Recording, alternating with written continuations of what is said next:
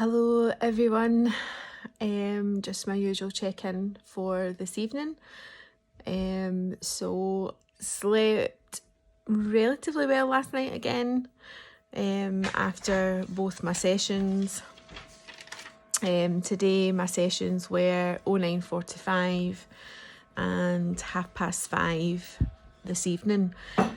So what I've found from the past 3 days of doing the sessions is after the morning session I seem to be really tired, really fatigued. I seem to have been okay apart from today. Had done my session, and myself and my husband went and grabbed some breakfast from a wee local cafe, and we came back to the room and I fell asleep at 3 o'clock and didn't wake up till nearly 5:15. So after the session at 5:30, I seem to be a bit more awake. I've had some dinner, so I don't know if it's to do with, they do ask you if you've had something to eat before you do the sessions. I'm not really a morning person, unless I have to get up from my work. So I don't know if it's to do with the fact that I didn't actually have anything to eat this morning at all. I normally try and have a banana or something, but I didn't have anything. Another thing that I've noticed is my ears are really, tonight I feel like I'm deaf, like I'm stuck inside a box. When you're inside the chamber and they don't really speak about it in terms of, because to me, a decompression chamber was they would do like the divers do and take you to a certain depth and then they would bring you back up to surface. That's what a pressure chamber is to me. However, they don't speak about it like that. They talk about it in atmospheres. Basically you're not going up or down anywhere, they're just adjusting the atmospheric pressure, which obviously has the same effect as it would on an aeroplane.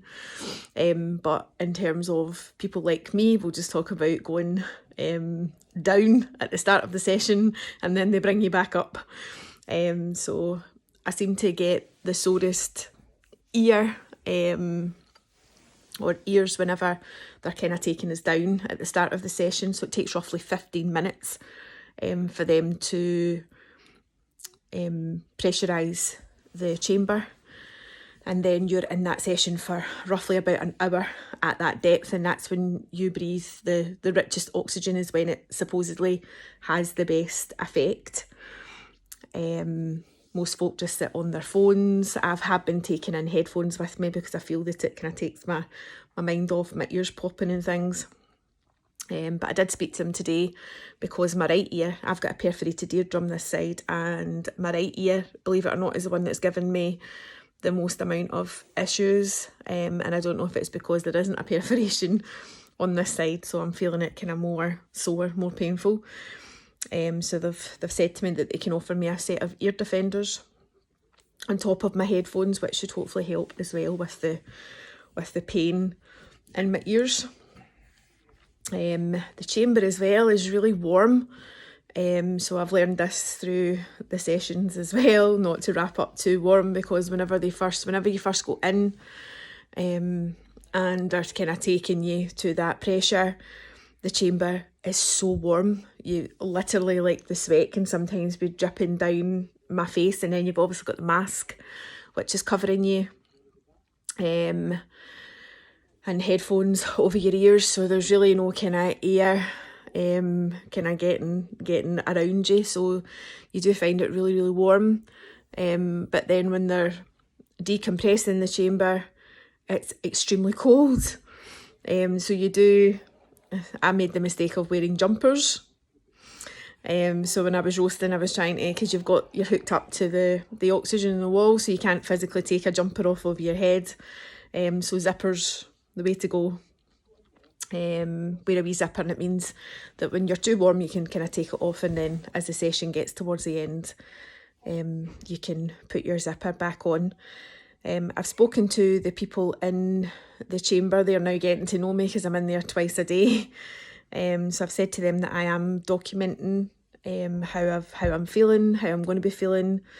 So they said that they're quite happy for me to go in and do a bit of recording when there's nobody in the chamber, and kind of do like a wee kind of walk round and show you.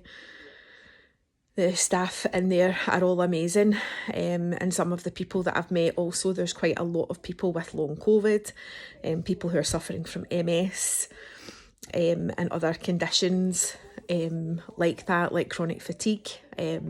I should mention that I also suffer from chronic fatigue syndrome as well as long COVID. So I think that's why I've kind of struggled as much as I have, because I was fighting chronic fatigue anyway. But I was never as bad as what I am now. So fingers crossed. Sorry, it's a bit of a long one. I've gabbed on for 5 minutes. Oh my goodness, I'm getting too good at this. So I'm back in my wee hotel room again. I'm going to get a wee cup of tea and get my head down. My sessions tomorrow are 11:45, so I've got a long line in the morning, woohoo, and 15:45. So I'll be back on tomorrow, let you know how I'm going, and hopefully I'll get my hearing back. I feel like I'm shouting all the time. Right, bye.